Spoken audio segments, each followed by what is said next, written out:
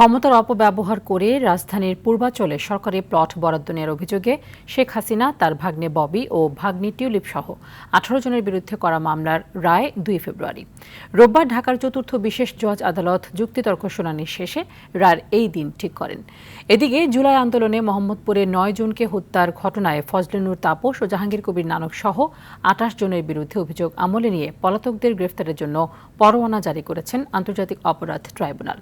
আরো জানাচ্ছেন জি.এম. মাহমুদ। ক্ষমতার পট পরিবর্তনের পর আওয়ামী শাসন আমলে শেখ হাসিনা ও তার পরিবারের সদস্যদের বিভিন্ন অনিয়ম ও দুর্নীতি সামনে আসে। এর ধারাবাহিকতায় রাজুকের পূর্বাঞ্চলে 60 কাঠার প্লট বরাদ্দ নেয়ার অভিযোগে গেল বছর 6টি মামলা করে দুদক।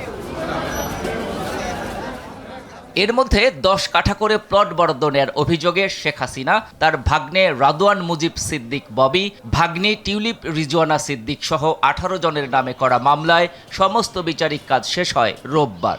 আগামী 2/2/2026 তারিখে আমরা ইনশাল্লাহ রায় প্রচার করব। যেহেতু উনারা নিজেরা লাভবান হয়ে এবং অন্যকে লাভবান করার জন্য পরস্পর যোগসাজশে এবং উনিও ওই সময়কার উনার নামেও 3 কাঠা জায়গা উনি পেয়েছে, এই মর্মে পরে আমরা তথ্যটা পেয়েছি।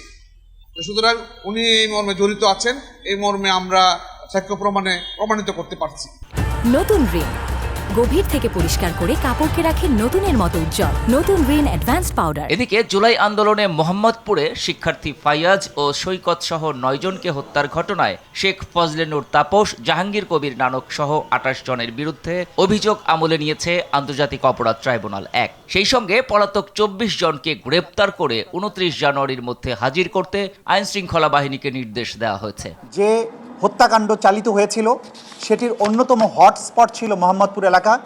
এইখানে শহীদ ফারহান ফাইয়াজ এবং মাহমুদুর রহমান সৈকত সহ মোট 9 জনকে হত্যা করা হয় এবং অসংখ্য মানুষ সেখানে আহত হন। ইনশাল্লাহ 29 তারিখের পরে পরবর্তী কার্যক্রমের মধ্য দিয়ে এই মামলার বিচার কার্য শুরু হবে এবং যথানিয়মে সেটাও নিষ্পত্তিও হবে। এছাড়া শেখ হাসিনার বিরুদ্ধে করা গুমের অন্য একটি মামলার তদন্ত প্রতিবেদন আগামী 25 মার্চের মধ্যে জমা দিতে প্রসিকিউশনকে নির্দেশ দিয়েছে ট্রাইব্যুনাল 1। আর ট্রাইব্যুনাল 2A মানবতা বিরোধী অপরাধের মামলায় ওবায়দুল কাদের, ছাত্রলীগ সভাপতি সাদ্দাম সহ 7 আসামির বিরুদ্ধে অভিযোগ গঠনের বিষয়ে আদেশের জন্য 22 জানুয়ারি দিন ঠিক করা হয়। এর আগে সাভারের আশুলিয়ায় 6 মরদেহ পোড়ানো সহ 7 জনকে হত্যা মামলায় যুক্তিতর্ক উপস্থাপন করে আসামিপক্ষ।